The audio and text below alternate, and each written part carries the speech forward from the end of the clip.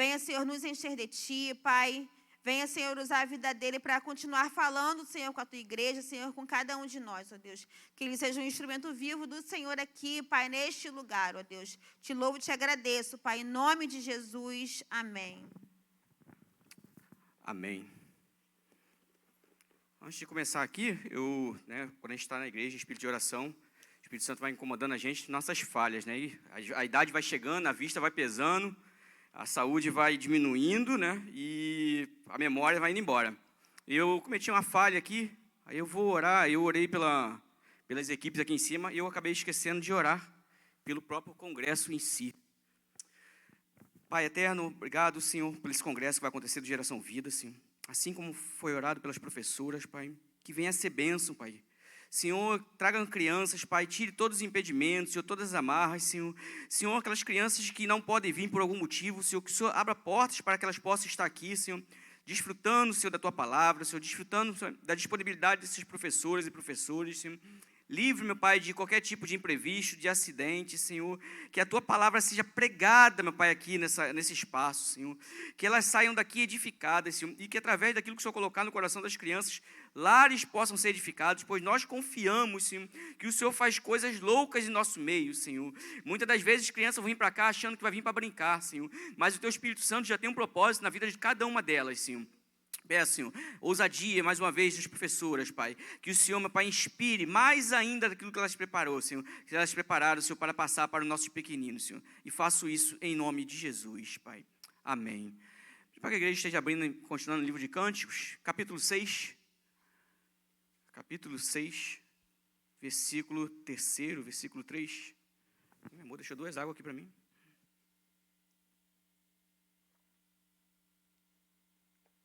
Cânticos, né? Cântico dos Cânticos, a Patrícia falou aqui, né? Ele tem infinitos cânticos, mas esse é o especial. Não é à toa que algumas traduções falam cântico, outras falam cantares, e a outra fala que eu acho mais, né, formidável, Cântico dos Cânticos, né? Aquele é o maior de todos, é aquele que mais traz para a palavra. E muitas das vezes a gente lê esse livro, aqueles que já tiveram a oportunidade, o mundo traz até como um livro erótico. O mundo sensualiza o livro como um livro de erotismo. Mas, na realidade, quando a gente interpreta a luz do Espírito Santo, a gente vê que é outra coisa totalmente diferente. Vai falar do amor de Salomão para uma sulamita, mas também vai falar do amor de Cristo pela sua igreja. Cântico 6,3 vai dizer, só a parte A vai dizer assim: eu sou do meu amado, e o meu amado é meu. Palavra da sulamita para Salomão, da igreja para Cristo. Pai, toma em Tuas mãos, Senhor, a leitura, não somente a leitura dessa palavra, Senhor, a pregação, Senhor, usa meus lábios, Senhor, meu coração, para que nada venha sair, Senhor, da vontade humana, Senhor, mas aquilo, Senhor, que o Senhor pretende falar para a Tua igreja, Pai. Te faço isso em nome de Jesus. Amém.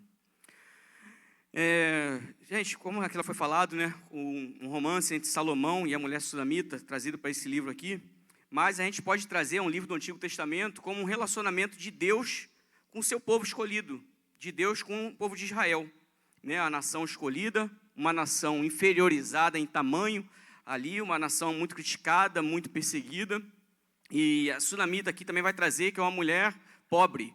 Salomão, um homem de riquezas, um homem muito rico, um homem de sabedoria, como que ele se envolveu com uma mulher pobre? Aí vai dizer aqui no capítulo 1, não vou entrar em detalhes, que vai dizer que ela ficou morena pelo sol, pois ela foi colocada pelos próprios irmãos para trabalhar na vinha. A pele dela escureceu e tinha também essa acepção de pessoas por pessoas de outra tonalidade de cor nesse conceito aqui. E criticaram o rei, mas o rei mandou trazê-la. E assim é Deus com Israel. Israel com toda a sua murmuração, com todos os seus defeitos, né, cativeiro babilônico, mas Deus sempre trazendo Israel para o seu eixo. E assim é o relacionamento no Novo Testamento de Jesus Cristo com a sua igreja.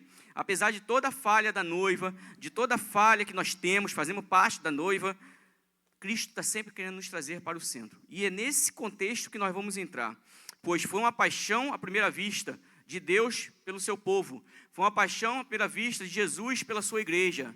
É uma paixão à primeira vista que ela tem que ser correspondida, pois num relacionamento entre duas pessoas, um noivado ele é para ajustar.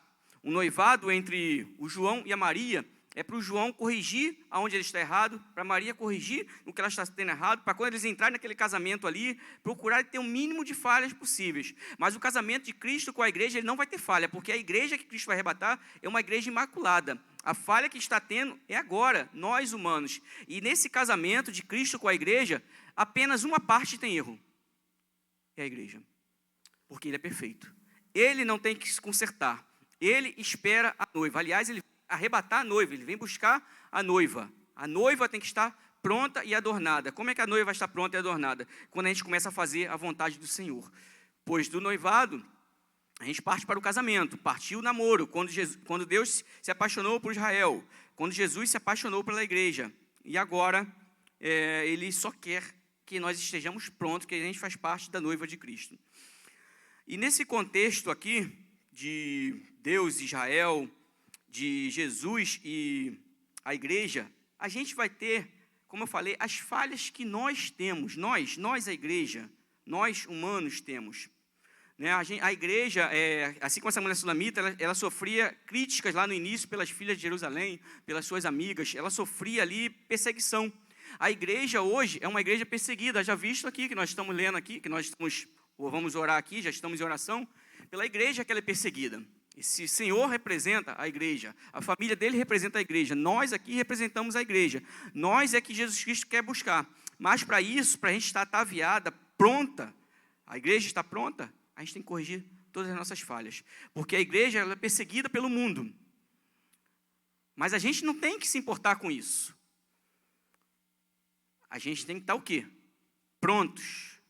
A igreja não tem que se amoldar aos padrões do mundo, porque a igreja não tem que arrancar aplausos do mundo. Se a igreja está arrancando aplausos do mundo, alguma coisa está errada. Quando a igreja começa a arrancar aplausos do mundo, as pessoas estão lá num campo de futebol e passa e começa a bater palma aqui para a igreja e continuam fazendo as coisas erradas, alguma coisa está errada. Pode vir a soberba no nosso coração. E hoje, Tiago 4,4 vai dizer, né, aquele que quer se constituir amigo de Deus, constitui-se inimigo do mundo. E essa semana eu escutei uma mensagem, doeu muito, de um pastor falando, ele falando assim, que ele celebra casamentos, que eu estava estudando sobre casamentos, né, sobre a relação de Cristo e a noiva, ele celebra casamentos. A parte mais triste não é ele celebrar o casamento, essa é a parte mais feliz. De muitos casamentos, ele tem que se retirar do casamento imediatamente após a cerimônia. Por quê? Entra o mundanismo na festa.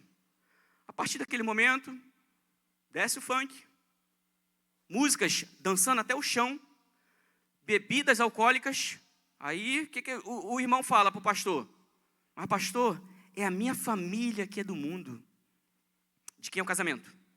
Cristão. Então honre a Deus com o seu casamento cristão.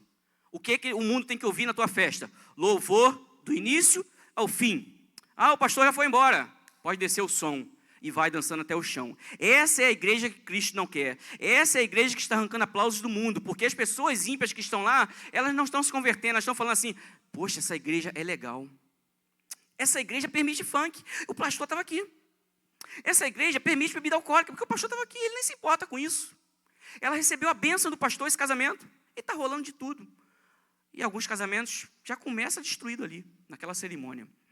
E essa é a relação que Cristo não quer com a sua igreja. E aqui, a mulher sunamita, aqui a igreja vai ansiar pelo noivo. Se vocês tiverem a oportunidade de ler esse livro de cânticos aqui, no capítulo 4, vai dizer como Cristo fala da igreja, como Salomão fala para a mulher sunamita. Jardim fechado és tu, minha noiva, noiva minha, manancial recluso, fonte selada. Quer dizer o quê? Intocada, virgem, pura, imaculada, um jardim fechado, onde outros não têm acesso. O acesso é para ele, para o noivo.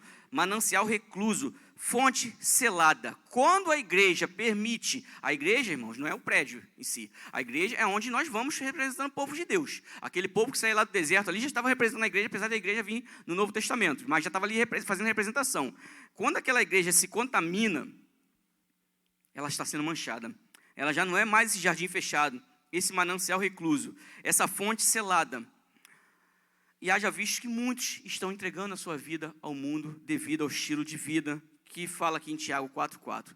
Aquele que quer se constituir amigo de Deus, se constitui inimigo do mundo. Põe, filho, Tiago 4,4. Aquele que se constitui amigo de Deus, se constitui automaticamente inimigo do mundo. Se a gente trouxer essa frase e inverter ela, então quem é amigo do mundo passa a ser o quê? Inimigo de Deus. Quem é inimigo do mundo é amigo de Deus. A igreja não é para agradar o mundo, ela é para confrontar o mundo. Quando a gente fala que a igreja avança, a igreja tem que estar nos moldes dela, no padrão dela. Ela não pode avançar no molde do mundo. Poxa, eu estou aqui, agora sou camaleão. Eu tenho que estar nesse meio, eu tenho que ser do jeito que dança com essa música. Eu tenho que ser do jeito que aqui canta, porque eu tenho que me amoldar. Não, a igreja é para ela chegar e ela se impor, porque ela avança. As portas do inferno não prevalecerão contra a igreja, é nesse sentido, quando a igreja avança. E a noiva, ela tem que ansiar pelo noivo, isso é bíblico. Quando nós nos preparamos, temos que ansiar, temos que estar pronta, porque não há hora para ele voltar. Não há tempo para ele voltar, ele pode voltar a qualquer momento. Então a igreja tem que estar pronta, e ela tem que estar pronta, ela tem que ansiar, porque vigia aquele que está de pé para que não caia. Se hoje eu estou de pé, eu tenho que ansiar pela volta do noivo. Eu não tenho que ficar ansiando pela volta do noivo daqui a 30 anos, que eu não sei como é que eu vou estar, porque eu sou pecador, eu sou humano. A igreja tem que ansiar pela volta de Cristo hoje. Não há prazeres nesse mundo que agrada a igreja. O nosso prazer é adorar ao Senhor, é agradar ao Senhor. E ela aqui, ela vai ansiar, no versículo 4, no capítulo 4, 16, a parte B, vai dizer assim, na verdade acho que até parte C, é parte B, vai dizer assim, o finalzinho, venha, ó meu amado, para o seu jardim e como os seus frutos excelentes. Ela chama, ela anseia pelo noivo, no 5 vai ter, já entrei no meu jardim, o noivo falando, noiva minha. Ele veio, o noivo chegou. E o que aconteceu aqui no contexto desse capítulo 5? A gente vai pular agora para o versículo 2, vai dizer aqui, a noiva dizendo, eu dormia, mas o meu coração velava. Eis a voz do meu amado que está batendo. O noivo está batendo. Apocalipse 3:20 para a igreja de Laodiceia vai dizer, eis que estou à porta e bato. Aquele que abrir, eu entrarei e cearei com ele. Aquele que abrir. Aqui o noivo chega. O que acontece com a noiva? A noiva está dormindo. Olha o relato da noiva aqui. Abre, ele falando, abre minha irmã, querida minha, pomba minha, imaculada minha, porque a minha cabeça está cheia de orvalho, os meus cabelos das gotas da noite. Ele veio à noite, ele veio a hora que não esperava.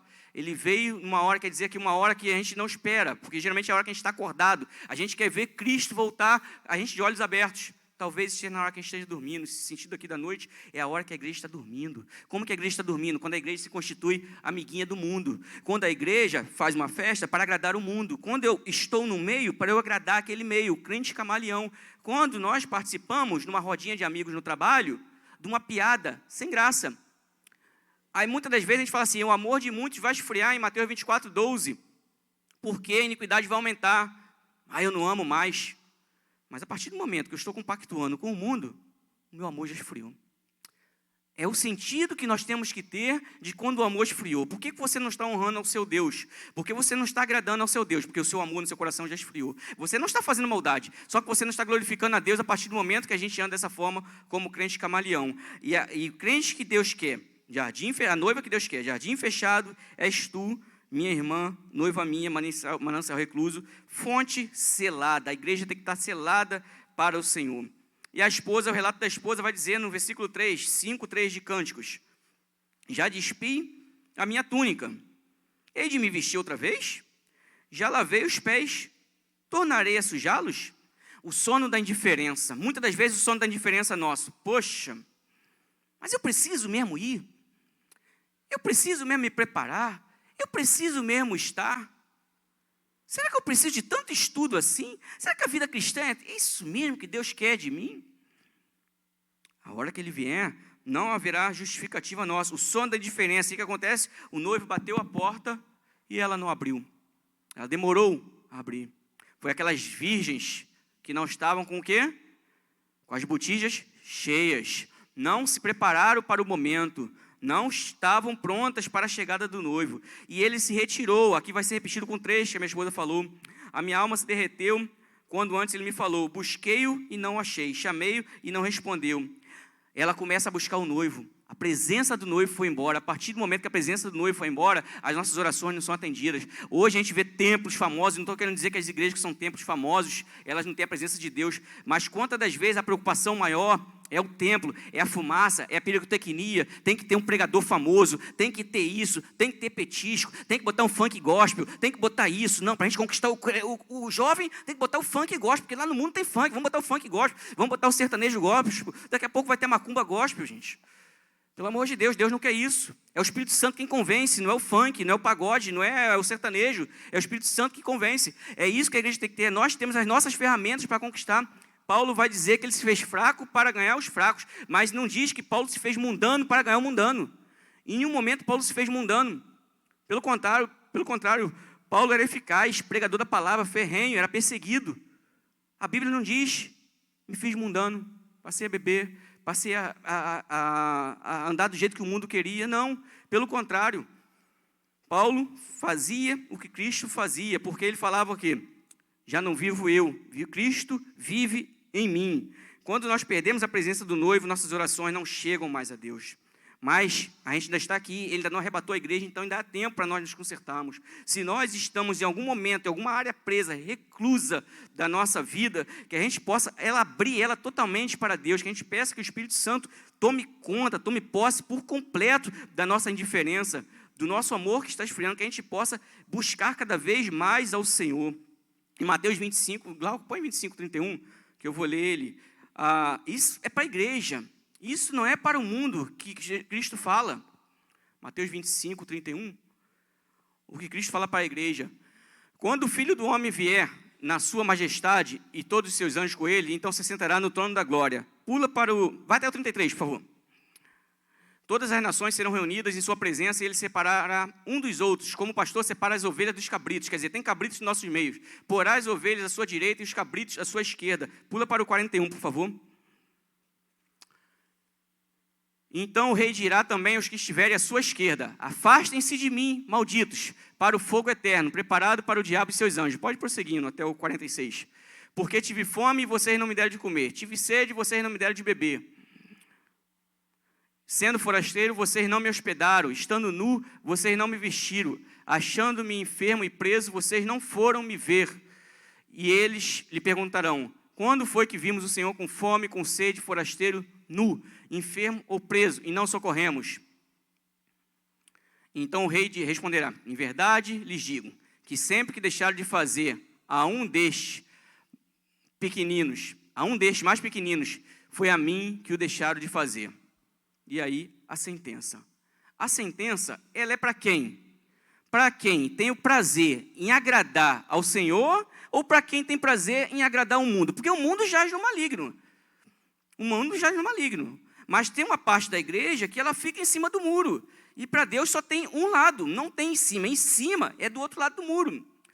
Não tem meio termo. Se eu estou em cima é porque eu estou com inclinação para o pecado. Eu tenho inclinação ainda para aquela vida que eu tinha. Se eu tenho inclinação, quem vai me puxar é Satanás. Porque Cristo quer o quê? Adoradores em espírito e em verdade. Ele quer o quê? A igreja pura, jardim recluso, jardim fechado, fonte selada. É o que ele pede da sua igreja. Então, assim, sem a presença de Deus, a noiva ela é espancada. Aqui no versículo 7, Cântico 5, 7, vai dizer assim, ele repete lá do 3, encontraram-me os guardas que rondavam pela cidade, espancaram-me e feriram-me, tiraram-me o manto. E ela está sendo espancada, essa mulher sunamita, representação de Israel, representação da igreja. Se a gente for ver como Israel sofreu na mão dos babilônicos, na mão dos assírios, como Israel sofreu, como Israel foi maltratada e espancada, como foi humilhada. E aqui vai dizer, no 9, que o teu amado... O que é o teu amado? O que é o teu amado mais do que outro amado? Aí ela vai dizer, aliás, que é o teu amado mais do que outro amado? A partir do 10 em diante, vai dizer assim, eu vou pular, o meu amado é o mais distinguido entre 10 mil. A igreja dando relato de Cristo, é o que nós temos que dar bom testemunho de Cristo. Quando a nossa festa, ela é para agradar a Deus e glorificar a Deus. Quando o nosso trabalho é para glorificar a Deus. Quando a gente não tem o jeitinho do mundo. O meu amado é mais distinguido entre 10 mil. A sua cabeça é como o ouro mais apurado. Os seus cabelos, cacho de palmeira. Lá para o 12. Os seus olhos são como os das pombas juntas com correntes das águas. As suas faces são como um canteiro de bálsamo, como colinas de ervas aromáticas, e os teus lábios são lírios, que gotejam mirra preciosa, as suas mãos cilindros de ouro, as suas pernas colunas de mármore, assentadas em base de ouro puro. O seu falar é muitíssimo doce, sim, ele é totalmente desejável. A noiva exaltando e glorificando ao Senhor. A noiva fazendo questão de dizer, eu sou noiva, eu me arrependi, já não vivo mais eu, mas Cristo vive em mim, pois eu tenho que estar pronta para voltar à volta do meu Senhor. Quando Jesus Cristo vier arrebatar a igreja tem que estar pronta. E aqui no 6 é o tema da mensagem, eu sou do meu amado e o meu amado é meu. E no 7 e no 8 vai dizer quando o noivo vem buscar a noiva.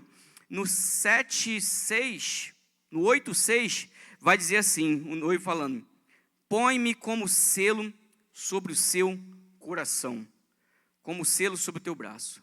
Quando nós colocamos Cristo como selo sobre o nosso coração, não há espaço para hipocrisia. Não há mais espaço para procrastinação. Não há mais espaço para cansaço para fazer a obra de Deus. Não há mais cansaço para a gente viver como o mundo vive, viver como outrora nós vivíamos. A nossa vida, ela é entregue a Deus. Se o meu coração está selado por Cristo, ele não tem mais espaço para nada. O coração da igreja, a igreja que Cristo vai buscar é imaculada. A igreja manchada, ela vai ficar. A parte que é manchada, ela vai ficar. As muitas águas não poderiam apagar o amor, nem os rios afogá-lo. No final ela chama, no último versículo de Cântico dos Cânticos, vem depressa, amado meu, faze-te semelhante ao gamo que saltam sobre os montes aromáticos. O livro conclui com a noiva convidando o noivo. E hoje parece que muitas das vezes o que a gente menos quer é a volta de Cristo. Porque quando a gente quer a volta de Cristo, a gente tem que estar pronto. Quando a gente quer a volta de Cristo, a gente não anda mais como o mundo anda. A gente não tem mais queda pelas coisas do mundo. Quando a gente quer a volta de Cristo, a gente chama a Cristo. Ele entra no nosso coração, ele sela o nosso coração. A gente está pronto. Vem a Covid aí, irmão. Está pronto, irmão? Estou pronto. Não quero morrer não, mas estou pronto. Não tem mais que ajeitar. Tem mais lá como o rei lá, o Ezequias, queria mais 15 anos para ajeitar. E acabou com os 15 anos, ainda veio Manassés. Não é dessa forma. Muitas das vezes o tempo que nós queremos, nós já tivemos. A gente precisa ajeitar, é o agora. Não tem mais que ficar ajeitando a vida. Eu preciso de um tempo. Não precisa mais de um tempo, que Deus já te deu tempo suficiente para nos ajeitar. Porque ele vai ser como esse noivo aqui. A hora que ele chegar, ele vai bater.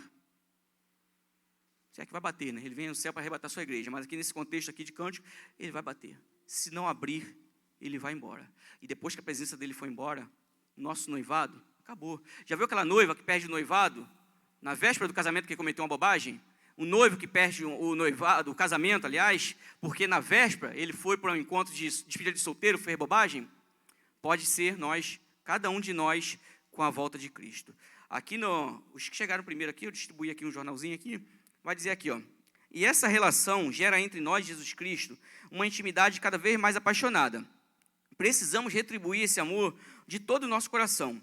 Esse amor gerou crescimento, e essa relação de intensidade despertou de tal forma que partiu de um namoro para um noivado. E, consequentemente, nos preparamos e aguardamos ansiosos o tão almejado casamento. O amor que foi gerado inicialmente pela parte de Deus foi à primeira vista, pois somos a coroa de sua criação. E nós, os escolhidos, passamos a amá-lo também. E esse namoro inicial foi desenvolvendo ao ponto de estarmos noivos. Ou seja, foi formado um noivado entre nós, a igreja, e ele, Jesus Cristo. Essa fase de noivado é onde temos a oportunidade para corrigirmos nossas falhas. A noiva somente. Pois diferente do mundo, o nosso noivo é perfeito e muito exigente. E para isso quer que sua noiva procure ser santa e imaculada, pois esta é a que ele vai buscar para o tão sonhado e esperado casamento. Precisamos nos conscientizar de que esse casamento, apenas uma parte está sujeita a se aprontar, como eu falei, para o casamento, pois a outra parte sempre esteve pronta e preparada, somente aguardando a sua noiva adornada para viverem felizes para sempre. Entendamos cada um de nós que fazemos parte desse casamento e que é a cerimônia mais aguardada de todos os tempos. Alegre-se e sonhe com esse dia, onde até hoje não houve glória nem sequer parecida. Nesse mês celebramos o Dia dos Namorados e nada melhor do que saber que o nosso melhor presente para esse noivo é, além de sermos eternamente apaixonados, é vivermos uma vida santa, digna e honrosa para glorificar o seu santo nome. Que a gente possa entender que para agradar o Senhor, a gente não tem que ter mais parcela nenhuma de pecado. A gente vai pecar, porque nós somos falhos, mas não o pecado intencional. A partir do momento que as nossas festas, o pastor tem que ir embora, não porque ele tem compromisso, porque ele não quer ver o que vai rolar, a gente não está agradando ao Senhor. A gente não está agradando ao Senhor, porque nada é feito em oculto, principalmente para Deus.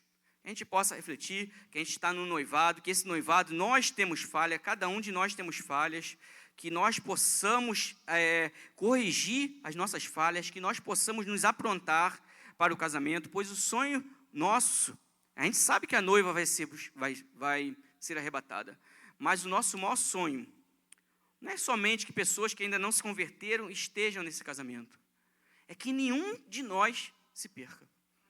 Assim como Jesus falou dos seus discípulos, no seu filho da perdição, que nenhum de nós venha estar fora da arca, que nenhum de nós venha deixar de ser arrebatado, que nenhum de nós vá ser lançado no fogo eterno. Para evitar isso, que a gente reconduza as nossas vidas a Cristo, que a gente sempre repense a nossa vida cristã, pois do pastor ao novo convertido somos falhos. E hoje, quando a gente vê tempos gloriosos, assombrosos, até um menorzinho tendo escândalo, não é do obreiro, o novo convertido, vem até da liderança. Infelizmente, é a igreja manchada, que é a igreja que Jesus não vai buscar. Mas em nome de Jesus, a nossa igreja, ela vai ser cada vez mais santa. Oremos. Pedir que você esteja de pé, que a gente coloque a mão no nosso coração, que a gente possa entender o nosso papel com Cristo Jesus. Estava orando pela mensagem. Vou chamar aqui nossa missionária Sueli para estar encerrando e orando aqui pelos cálices de oração aqui, pelo caderno. Pode vir, missionária Sueli. Soberano Deus, eterno Pai, obrigado, Senhor. Obrigado, Senhor, pelo tempo de despertamento, Senhor, que o Senhor nos chamou aqui, Senhor, a viver intensamente para Ti, Senhor. E esse viver intensamente, Senhor, é uma vida sem mancha, Senhor, uma vida sem falhas, Senhor. Aquelas falhas, Senhor, que são inerentes ao ser humano, Senhor, que nós ainda estamos no processo de santificação, Deus. Mas tem falhas, Senhor, que é aquela que a gente quer flertar com o pecado, Senhor. Tem falhas que a gente não quer abrir mão, Senhor. E são essas falhas que precisam ser corrigidas em nossos corações, Deus.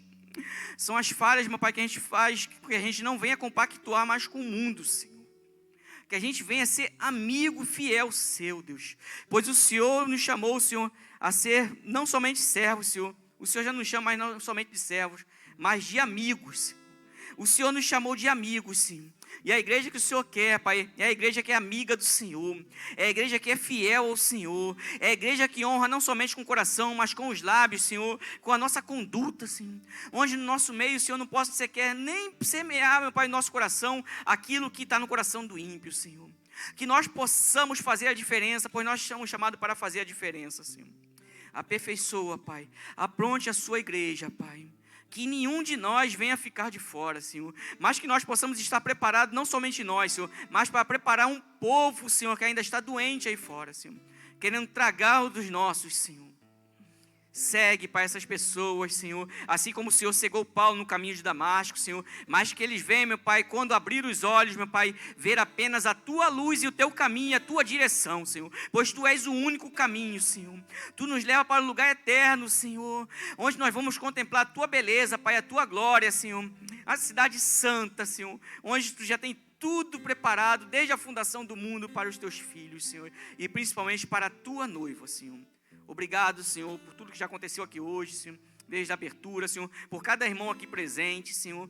Obrigado pelos louvores, Senhor. Obrigado pela Tua palavra, Senhor. Que ela venha, meu Pai, a perpetuar em nossos corações, Senhor, pois temos que ser uma noiva digna e fiel, Senhor, pois o Senhor é perfeito, Senhor, e o Senhor é santo, Senhor, e aquele que é santo nos chama para ser santo, pois Tu és santo, Senhor, e a igreja que vai subir, Senhor, é a igreja que é santa e imaculada. É a igreja que é um jardim fechado. Não igual aquele jardim do Éden que foi permitido que entrasse o pecado, Senhor.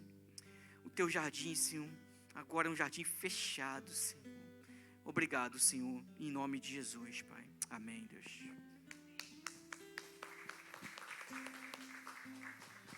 Bom dia, paz do Senhor para todos, né? Vamos estender as mãos por esse cálice, tantas necessidades, né? Eu quero incluir o irmão Luiz, que se encontra no hospital, se recuperando numa cirurgia. E também a Ida. A Ida, ela é uma missionária na Áustria. Ela é irmã da irmã Aide. Ela já foi várias vezes, tentaram envenená-la. Mas ela é uma mulher que sempre está ali, naquele país. É um país abençoado, mas entrou muito muçulmano. Tem muito muçulmano lá, sabe? Então, é uma luta diária da ida ali naquele lugar. E outros, né? Alguns a gente conhece, outros a gente não conhece. Mas Deus sabe de todos. Senhor, meu Deus, meu Pai, nesta manhã abençoada, que estamos aqui, Senhor, por um propósito de oração, de aprender a Tua palavra, de nos unirmos, Senhor, para orarmos pelos pastores, orarmos pela liderança de ministério, pelos ministérios, orar pela igreja, que a igreja precisa de oração, precisa se estruturar, precisa ser uma igreja fortalecida. Senhor, nesse momento, eu quero entregar, Senhor, desde o pastor, cada família Maneró que faz parte desta igreja. Senhor, Tu conheces as necessidades, visita cada necessidade, cada família Maneró.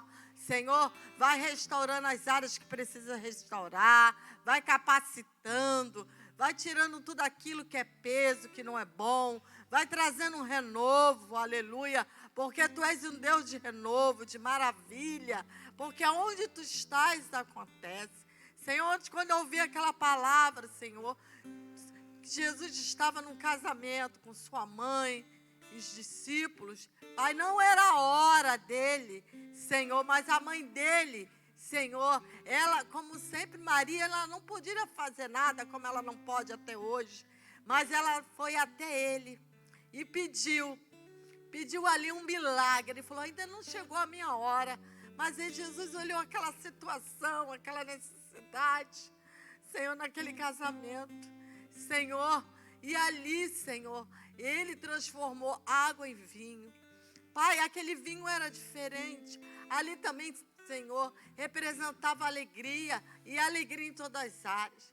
Senhor, que a alegria do Senhor, que a nossa força, possa entrar, Senhor, na vida dos pastores, do ministério, da família Maneró, dos missionários, da nossa missionária Júlia, que se encontra longe, precisa das nossas orações, que o Senhor possa cobri-la, Senhor, escondê-la ali, Senhor, que ela possa, Senhor, falar da Tua vontade, fazer a Tua vontade ali naquele lugar. Uma menina jovem, Senhor, que podia estar fazendo muitas coisas, pensando no seu futuro, fazendo uma faculdade agora. Não que isso não é importante, sim é importante, mas ela priorizou esse tempo agora na vida dela, para estar, Senhor, fazendo a Tua obra. Senhor, e como ela precisa, como ela necessita, como a família dela precisa. Senhor, assim, Senhor, cada um desses missionários, cada vida aqui, cada necessidade, como oramos a semana toda pelas crianças, como eu tenho orado pelas crianças, eu quero entregar, Senhor, nós já oramos, entregar especial a vida da liderança, Senhor, e os professores das crianças, porque grande é uma responsabilidade, porque falamos, Senhor, que eles são as crianças do amanhã. Não, nós somos a criança do hoje, do já, do agora, Senhor, porque eles precisam ser preparados, precisam estar, Senhor, coberto pelo sangue. E quantas vezes nós somos omissos de orar, Senhor, pela liderança daquela escola dominical, para aquelas crianças, Pai amado, Senhor, mas cobre eles com Teu sangue, esconde eles no Teu esconderijo, Senhor, livra dos laços do passarinheiro, Senhor, porque eu tenho certeza que ali, Senhor, está grandes homens de Deus, missionários, pastores, mulheres abençoadas, líderes, Senhor, e já começa agora, e já começa o tratamento desde quando eles estavam no ventre da mãe dele. Senhor, eu quero agradecer por essa Senhor, esses momentos que nós tivemos agora, Senhor, momentos de oração, de palavra, momento abençoado, Senhor, que possamos valorizar mais esses momentos que nós temos, que outros, Senhor, que outros lugares não têm, mas nós temos, entramos por portas abertas, entramos nessa casa para louvar e bendizer o nome do Senhor. Por isso, Pai, aquele que começou a boa obra é fiel a completá-la. E tudo está nas tuas mãos. Senhor, nada passa despercebido. Tu não perdeu o controle de nada. Senhor, muito obrigado. Obrigado, Senhor, por começando um mês totalmente dependente de Ti. Dependendo de Ti para, Senhor, trabalhar nesse mês, Senhor, e trabalhar nesse tempo tão difícil que nós estamos vivendo. Mas as Tuas mãos, Senhor, estão estendidas para nós. As Tuas mãos, Senhor, estão estendidas para os nossos lares. Assim, Senhor, como Tu fizeste com o povo lá do deserto, quando Tu arrancasse com mão forte. Senhor, naquele tempo não tinha Jesus, mas Tu deu uma instrução a Moisés, Arão, para pegar um animal, sacrificar e colocar o sangue do cordeiro nas portas. E ali o espírito da morte não ia entrar. Por quê?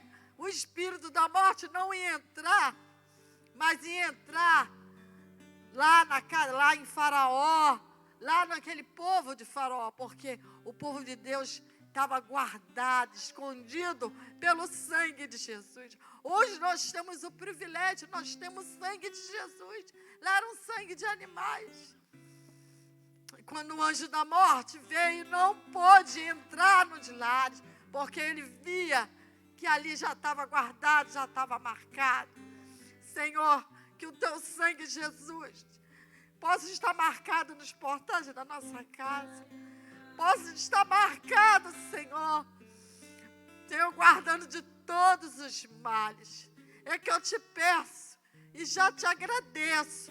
Nos leva debaixo da Tua paz e que a Tua bênção nos acompanhe, Senhor, este dia e todos os dias da nossa vida. Eu profetizo toda sorte de bênção nesta igreja. Eu profetizo a graça, a união, a paz, a restauração, a saúde, Pai, e tudo aquilo, Senhor, que Tu sabe que nós precisamos. Muito obrigado, Senhor, muito obrigado, em nome de Jesus. Amém.